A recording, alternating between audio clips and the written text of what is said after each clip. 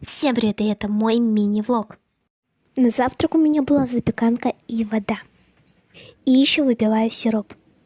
Дальше у меня домашние дела, заправляю я кровать. Убираю вещи. Сделала домашние дела и наступил обед, кушаю суп и запеканку. Я на больничном, поэтому делаю уроки сейчас.